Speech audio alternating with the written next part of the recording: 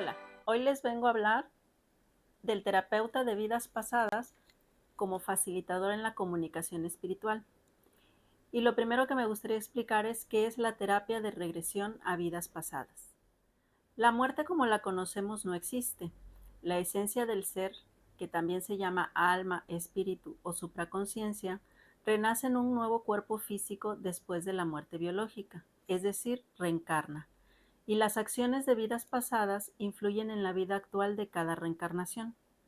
Con base en esa idea, la terapia de regresión a vidas pasadas, que también se llama terapia regresiva o terapia de vidas pasadas, es una herramienta de salud complementaria que se utiliza para acceder a recuerdos reprimidos o inconscientes con la finalidad de resolver traumas o conflictos del pasado que estén influyendo en el presente. Abarca no solo las vidas pasadas, sino todas aquellas áreas del pasado de la persona que puedan estar influyendo de forma negativa en su vida actual. Lo que se busca es que el consultante se enfrente a estos recuerdos y los procese de una manera saludable, ayudando a liberar bloqueos emocionales y promoviendo una mayor comprensión de sí mismo.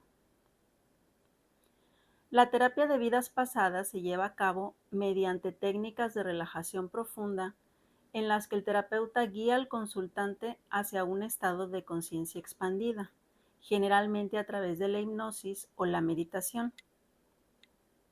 Una vez en este estado, la persona accede a su inconsciente, esta parte sabia que contiene toda la información del ser a través de todas sus encarnaciones, y desde ahí revive momentos específicos del pasado, ya sea desde su infancia, experiencias traumáticas o recuerdos de vidas pasadas. Durante la terapia de regresión, una persona libera emociones reprimidas o replantea una situación para que ya no afecte negativamente su vida diaria. Y esto resulta especialmente útil para sanar traumas emocionales, mejorar patrones de comportamiento, aliviar fobias y miedos, ampliar el conocimiento y comprensión de sí mismo, aliviar el estrés y la ansiedad. Entonces, si el objetivo principal de la terapia de vidas pasadas es acceder al inconsciente para encontrar el origen del problema que se desea tratar, ¿qué pasa si el origen de dicho problema proviene de una influencia externa? Frecuentemente, cuando una persona viene a la consulta presentando un síntoma particular, sucede que ese síntoma no pertenece al consultante, sino que pertenece a alguien más que ya no está aquí en cuerpo físico y que de alguna forma influye en el consultante. Posesión y terapia de liberación espiritual. Debido a que todo el proceso de la regresión se lleva a cabo en un estado de conciencia expandida, es posible tener una mayor claridad sobre lo que está ocurriendo, y esto incluye lo que llamamos posesión espiritual. Sin embargo, no significa que un espíritu o demonio se apodere del cuerpo físico de una persona. Nadie tiene ese poder. Lo que sucede es la acción de una energía intrusa sobre el campo energético vibratorio, también llamado campo áurico, de una persona viva, que ejerce un grado variable de influencia sobre ésta. Así que sería más apropiado hablar de influencia, interferencia espiritual o adherencia de espíritus, y a la acción de retirar dichas energías se le llama terapia de liberación espiritual, TLE o desposesión. A estas energías posesivas se les denomina de manera general entidades de otra dimensión, o EOTS por sus siglas, y en la práctica clínica con la regresión es inevitable que en algún momento el terapeuta se encuentre con este fenómeno como el origen de algunos de los síntomas que presenta el consultante. Una EOT es una forma de energía que puede adherirse o quedar atrapada en el campo vibratorio de una persona viva. Cuando esto sucede, la entidad actúa como un campo de energía interferente, provocando en la persona afectada una serie de efectos que clínicamente se manifiestan como alteraciones en los procesos mentales, las emociones, el comportamiento e incluso en el cuerpo físico. Uno de los primeros síntomas es que la voluntad y la energía vital de la persona se ven afectadas, ya que la entidad se convierte en un verdadero parásito en su campo energético, lo que se traduce en cansancio constante o falta de energía sin haber realizado actividades que lo expliquen. Existen diversos tipos de EOTs que pueden presentarse en una sesión de terapia de vidas pasadas. Estas pueden ser entidades humanas y no humanas. En esta charla nos vamos a centrar en lo que llamamos almas perdidas, que son un tipo de entidades humanas que, además de ser las más comunes, nos dan la oportunidad de entrar en relación directa con el mundo espiritual. Y además, el contacto o comunicación con espíritus desencarnados es lo que nos ocupa en este congreso. Almas perdidas. A pesar de los problemas que una entidad adherida puede provocarle a las personas, cuando estamos dialogando con un alma perdida, estamos hablando con alguien del más allá, ese plano espiritual al cual no todos tenemos acceso de manera tan directa, de tal forma que las almas perdidas son la evidencia más contundente y clara de la continuidad de la conciencia más allá de la muerte física. Hablemos entonces del proceso de transición en la muerte. Cuando el cuerpo físico de una persona muere, su alma o esencia espiritual se desprende de él, y lo natural y esperado es que regrese a la luz o a la fuente de luz. Pero dejar el cuerpo y regresar a la luz implica todo un proceso, y en el transcurso de este proceso es posible que el alma no pueda o se resista a regresar a su fuente de origen, convirtiéndose así en lo que denominamos un alma perdida. Este concepto no es para nada nuevo. En todas las culturas y tradiciones antiguas ya se hablaba, por ejemplo, de la importancia de los ritos funerarios para que el difunto encontrara su camino y tuviera un buen descanso, así como del impacto que las formas de morir pueden tener en el descanso de los muertos. Ahora bien, la luz no es un lugar, es más bien un estado de conciencia, y nadie se ilumina por el simple hecho de morir. Así, por diversas situaciones, las almas pueden permanecer fijadas o ancladas al plano físico, lo que se convierte en un problema al no tener ya un cuerpo para habitar dicho plano. Cuando esto sucede, el alma desencarnada generalmente termina adhiriéndose a una persona viva en su campo vibratorio. Como este campo funciona también como un campo gravitatorio, con el tiempo queda atrapada y le resulta difícil salir de ahí, ya sea porque no tiene conciencia de dónde se encuentra o porque no dispone ni de la energía ni de la voluntad para hacerlo. La consecuencia de esto es que el alma perdida se queda fijada en el plano físico y conserva la personalidad que tenía inmediatamente antes de morir, continuando así con las creencias, miedos, culpas, rencores y odios que tenía. De esta forma comienza a interferir con los procesos psicoemocionales de la persona a la cual se ha adherido, porque conserva sus propios recuerdos, pensamientos, emociones, tendencias y creencias que se mezclan a nivel subconsciente con los de la persona afectada.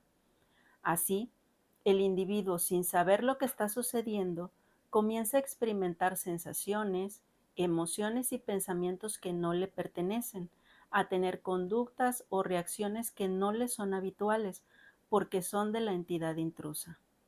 En los casos más graves, puede llegar a ocurrir que el alma perdida controle la mente y la voluntad de la persona. Esto es lo que puede parecer una verdadera posesión, pero lo que en realidad está sucediendo es que su conciencia ha quedado desplazada momentáneamente por la entidad invasora que se está manifestando. Sin embargo, estos casos son muy raros y este efecto suele ser por periodos muy breves y espaciados, ya que las entidades no disponen de energía suficiente para mantenerlos por mucho tiempo.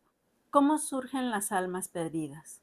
Existen diversas circunstancias que pueden llevar a un recién desencarnado a convertirse en un alma perdida, y como se verá a continuación, es sencillo darse cuenta que cualquiera de nosotros podría estar en situación de alma perdida, pero ninguno de estos motivos debe tomarse como norma o regla general, sino como un factor de riesgo. Por ejemplo, no tener conciencia de la propia muerte. Cuando la muerte se produce en un estado de inconsciencia no natural, por ejemplo, estar bajo anestesia general o bajo el influjo de estupefacientes o en coma, puede suceder que el alma no entienda que ha muerto y siga comportándose como le era habitual sin darse cuenta que los demás ya no pueden verlo o escucharlo. Esta misma situación puede darse cuando la muerte sucede de forma violenta, inesperada, traumática o muy rápido. Este tipo de almas perdidas pueden encontrarse de forma habitual, por ejemplo, en hospitales, estancias geriátricas o clínicas psiquiátricas. Otro factor de riesgo pueden ser las creencias rígidas durante la vida física. Aunque el infierno, el purgatorio o el juicio final con sentencia y castigo no existen, cuando tenemos creencias religiosas muy rígidas, podemos crear nuestro propio infierno. Es habitual que las almas perdidas vean la luz al momento de morir, pero por creer firmemente que han sido malos, creen también que merecen castigo y que dirigirse a la luz los llevará a un juicio que los condenará al sufrimiento, y por eso deciden no continuar con su tránsito. También puede suceder que si al morir no sucede lo que sus creencias religiosas sostienen, el alma puede negarse a continuar. Esto hace de las creencias, la culpa o el miedo al castigo una de las razones más comunes para convertirse en alma perdida. Un factor más de riesgo puede ser tener pendientes o misiones inconclusas. Por ejemplo, no haber dejado en orden testamentos o herencias, o ser una madre con hijos muy pequeños que no quiere dejar solos, o tener un familiar dependiente que no se puede valer por sí mismo, también algunos proyectos laborales importantes y creer que nadie más los puede realizar, o simplemente un abuelo que quiere ver crecer a sus nietos. Otro factor de riesgo puede ser tener apegos, ya sean materiales o emocionales, rencores, odios, cariño o preocupación. Ejemplo de esto puede ser que el alma no quiera dejar sus posesiones materiales atrás, ni que nadie más los aproveche o disfrute, o estar muy apegado a su cuerpo o a su vida física y simplemente negarse a morir, o una madre muy posesiva que desea seguir controlando la vida de su hija, o una suegra que odia a su yerno y quiere seguir molestándolo. Los apegos no siempre tienen malas intenciones. También es común querer funcionar como mentor o guía espiritual de un familiar, lo cual se convierte en un problema si el alma en cuestión no termina primero su transición a la luz, ya que el vínculo se va volviendo nocivo y posesivo, sin importar que en un inicio haya sido por procurar el bienestar de su familiar o por cariño. Otro factor de riesgo son las adicciones. Algunas almas se apegan al plano físico simplemente para seguir obteniendo placer del objeto de su fijación, que puede ser de cualquier tipo: sustancias adictivas, comida, placeres sensuales y un largo etcétera. Como todos estos placeres requieren un cuerpo físico para ser experimentados, el alma perdida busca o es atraída a personas vivas con los mismos intereses o gustos, y al adherirse a su campo vibratorio, puede disfrutar momentáneamente y darse el gusto con lo que la persona consuma.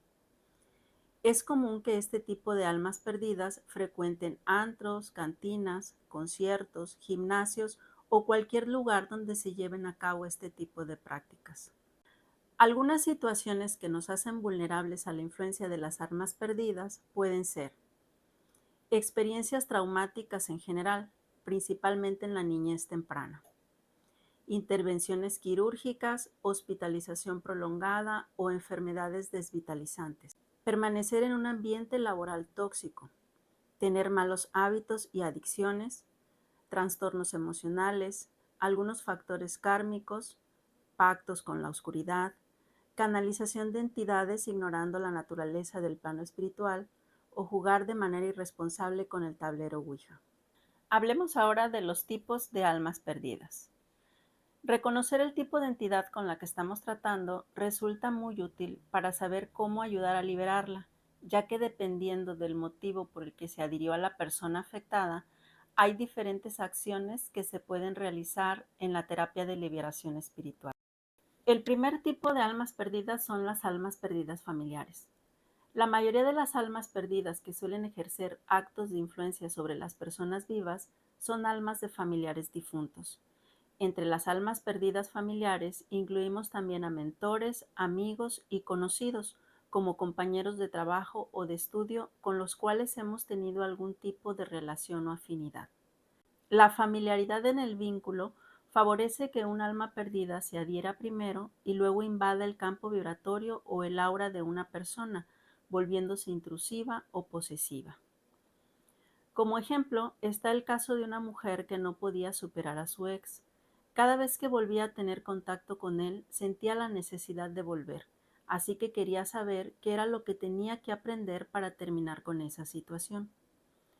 Durante su sesión, de pronto sintió una sensación abrumadora, una profunda tristeza y una luz brillante que le impedía seguir repasando su vida pasada. Parecía un corazón muy brillante.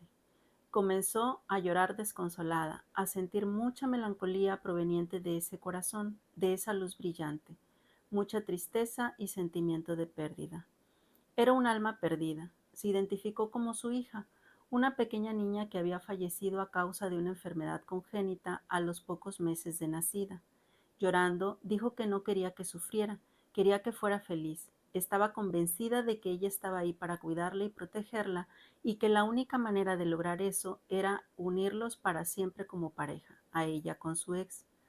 Al final pudo continuar su camino hacia la luz y liberarse. Por supuesto, esta mujer quedó muy sorprendida con la experiencia, pero logró entender que su necesidad de volver con su ex no venía de ella misma, sino del alma de su pequeña hija que anhelaba una familia unida. Este caso me parece muy interesante porque muestra no solo el efecto del vínculo familiar, sino que se hace evidente que mientras las almas sigan apegadas al plano físico, mantienen la personalidad que tenían justo antes de morir, en este caso un bebé recién nacido, sin ser conscientes de su realidad espiritual completa. El siguiente tipo de almas perdidas son las oportunistas. Estas son aquellas que aprovechan una circunstancia favorable o una debilidad en el campo vibratorio de una persona para estar allí sin tener un vínculo previo con ella. Inicialmente lo que buscan es refugio o un lugar donde esconderse, pero inevitablemente terminan perjudicando a su hospedero. Cualquier debilidad en el campo vibratorio de una persona favorecerá la adherencia y posterior invasión por parte de un alma perdida oportunista. Los niños son especialmente susceptibles a este tipo de entidades. Como ejemplo, está el caso de una chica que acudió a consulta debido a que una noche se despertó de un sueño muy vívido y lo primero que hizo fue ir a la cocina a comer sin darse cuenta. Ya había identificado esa compulsión por comer. Le preocupaban los problemas que pudiera ocasionarle, ya que muchas veces, estando ya muy satisfecha o con dolor de estómago, seguía comiendo un bocado por aquí y otro por allá todo el tiempo. Durante su sesión se manifestaron almas perdidas. Una en particular dijo llamarse Alfredo. Él dijo que no se fue a la luz porque quería seguir viviendo, que se había sentido atraído a ella como un mosquito hacia un foco y que le provocaba dolor de cabeza y la hacía comer compulsivamente porque así sentía que podía seguir viviendo a través de ella. Mientras más comía, más vivo se sentía.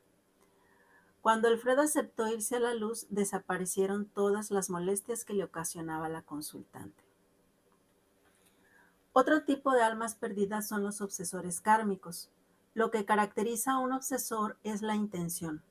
Su propósito es hostigar o causar daño a una persona determinada. Así, cualquier alma perdida, ya sea familiar u oportunista, puede convertirse en un obsesor cuando comienza a interferir decididamente en la vida de la persona en quien se está hospedando. La mayoría de los obsesores tienen un origen kármico, es decir, que la entidad ha estado en relación directa con la persona afectada en existencias previas, y lo más probable es que busque vengarse de ella por algo que ésta le hizo en una vida anterior. Así, la hostigará, haciéndole la vida imposible, confundiéndola, llenándole la cabeza con pensamientos destructivos, desvalorizándole, etc. Es posible también que el obsesor sea alguien conocido de la vida actual de la víctima, por ejemplo, un ex socio que falleció luego de que se disolviera la sociedad, o un marido que no quiere que su esposa vuelva a casarse, o un pretendiente rechazado, una mujer despechada, una suegra rencorosa o la víctima de un crimen.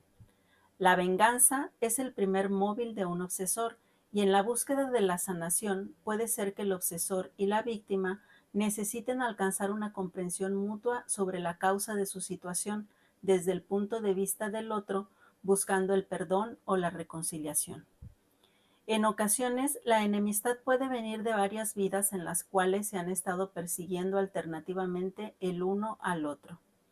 Generalmente el obsesor tiene sus razones para fastidiar a la persona, pero a menudo no tiene otro interés que buscar el mal y le divierte hacerlo. Como ejemplo, está el caso de un hombre que viene a consulta para encontrar alivio a sensaciones persistentes de miedo y angustia incontrolables. Durante la sesión, se presentó un alma perdida que se identificó como Verónica y dijo que estaba ahí enfermándolo de ira y coraje. De esa forma era muy fácil controlarlo. Al preguntarle por qué hacía eso, dijo que él era su amo y que ella era una mujer encerrada en un claustro. La mantenía oculta y un día la abandonó ahí y no volvió más. Ella tenía mucho miedo y angustia. Finalmente murió de tristeza y fue tras él para atormentarlo. Nótese en este caso, los síntomas de la persona eran las mismas emociones que Verónica había tenido en su agonía previa a la muerte, haciendo evidente cómo el psiquismo del alma perdida se mezcla con el de la persona afectada, interfiriendo en sus emociones y haciendo que las confunda como propias. Otro tipo de almas perdidas son los que llamamos mistificadores. Un mistificador es también un obsesor que se presenta como si fuera un guía o un maestro espiritual. Esta es una de las dificultades más comunes con las que tropezamos ante las distintas manifestaciones de entidades espirituales. Es posible que este tipo de entidades se manifieste en el transcurso de una sesión de regresión con el pretexto de transmitir un mensaje importante, cuando en realidad lo que busca es interferir con el trabajo terapéutico de la persona en cuestión. Estos seres pueden presentarse incluso como si fueran el guía de la persona e insisten en quedarse, aduciendo que la luz les encomendó la misión de guiar a esta persona en su trabajo o en su camino espiritual. Es necesario estar atento y no creerse nada de lo que digan estos seres, por más atractivo o seductor que parezca, hasta que sus dichos hayan pasado por el tamiz del discernimiento. Un caso ejemplo de este tipo de almas es cuando una mujer acude a consulta porque le costaba mucho tomar decisiones, aún la más mínima. Sentía miedo de fallar y quedarse sola. En ocasiones sentía como si nadie la notara, como si fuera invisible. Durante la sesión se presentó una entidad que decía ser su guía espiritual, que la luz lo había enviado para cuidarla. Llegó con ella cuando tenía 10 años y fue atraído porque quería impedir que le pasara algo malo. También explicó que la manera de lograrlo era haciéndola sentir invisible para que se detuviera a pensar bien las cosas. Además dijo, si me voy se va a hacer daño, no tiene que andar explorando, se tiene que quedar en donde está. Dialogando con esta entidad, finalmente se identificó como el abuelo fallecido de la consultante y aceptó ir a la luz. Inició como mistificador y terminó siendo el alma de un familiar. También puede suceder que el mistificador se presente como si fuera un demonio o el mismísimo Lucifer. En estos casos puede comportarse de manera agresiva o retadora. Es importante mantener la calma, no entrar en pánico ni caer en provocaciones, recordando que no pueden dañarnos y que solo tienen miedo de ser expulsados. Un ejemplo de estos casos es cuando un hombre acude a consulta por presentar problemas gastrointestinales desde la adolescencia. Había consultado ya varios médicos y especialistas que al no encontrar una explicación fisiológica diagnosticaron y concluyeron que el problema era psicosomático.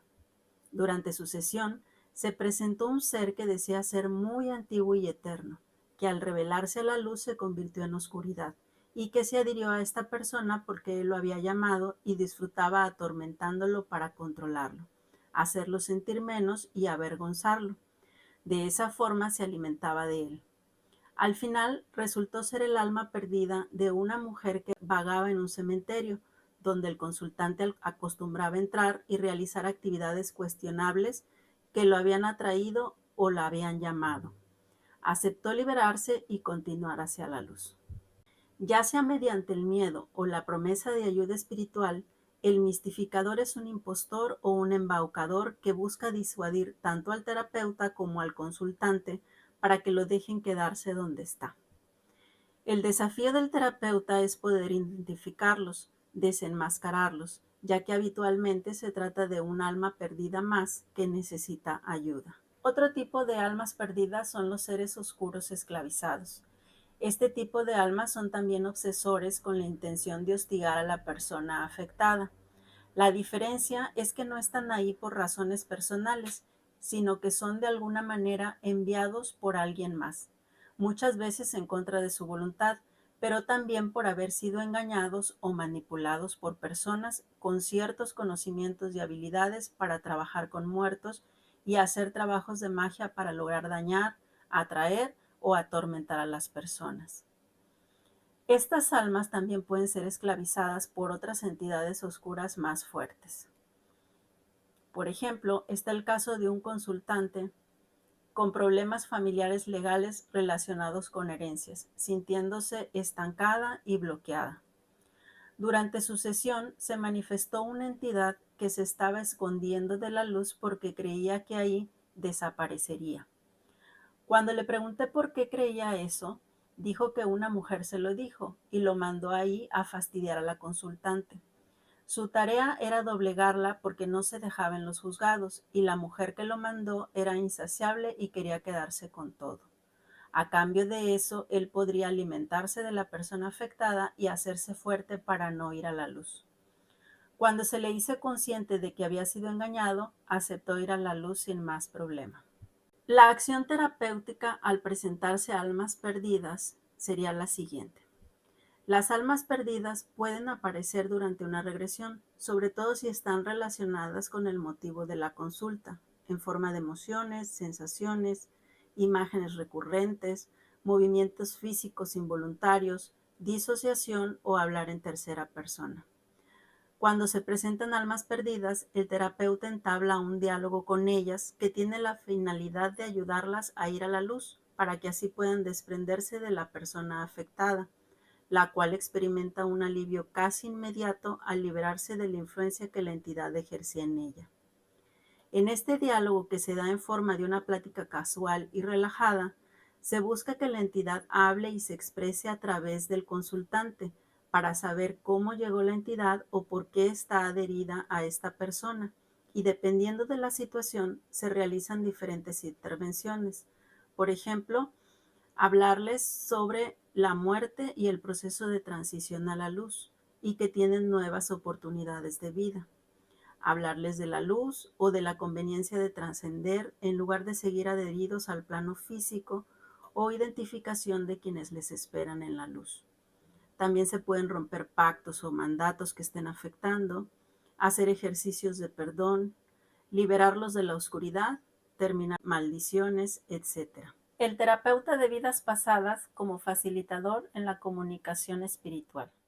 Aunque casi siempre la influencia de estas entidades resulta perjudicial para la persona afectada, no dejan de ser almas sufrientes que necesitan de nuestra ayuda y comprensión, y sobre todo de nuestra compasión. Somos terapeutas, no somos exorcistas. Para nosotros no existen los demonios, no hay espíritus malignos, solo hay seres que están sufriendo y en la inconsciencia de su sufrimiento pueden perjudicar y hostigar, pero debemos tratarlos con compasión y ayudarles a despegarse del plano físico para que continúen su camino hacia la luz. El objetivo terapéutico es aliviar el dolor y asistir a la sanación del alma, y en estos casos, la acción terapéutica se ejerce más allá del consultante, ya que el acompañante invisible, ya sea un familiar fallecido o una entidad oscura, es también un paciente que requiere asistencia, y aunque no todos acepten la ayuda de buen grado, con su liberación se obtiene sanación y al mismo tiempo se presta un servicio al plano espiritual. Para mí, Haberme topado con almas perdidas en las sesiones ha resultado sumamente satisfactorio y enriquecedor. Me ha permitido crecer y aprender mucho. Trabajando con almas perdidas, he tenido acceso a un mundo que no solo existe simultáneamente con el nuestro, sino que además interactúa activamente con nosotros. Las historias anteriores son una pequeña muestra de este mundo para ver a las almas perdidas como una realidad verdadera, que lejos de inspirar miedo, debe despertar nuestra compasión y ayudarnos a entender de qué manera pueden influenciar en nuestras vidas, ya que ayudándolas a ellas nos ayudamos a nosotros mismos. Si bien nuestro trabajo terapéutico es mínimo en comparación con la magnitud del fenómeno, cuando ayudamos a las almas perdidas a regresar a la luz, también estamos contribuyendo, limpiando y sanando el campo astral que nos rodea. Muchas gracias por su atención y espero atenta sus preguntas.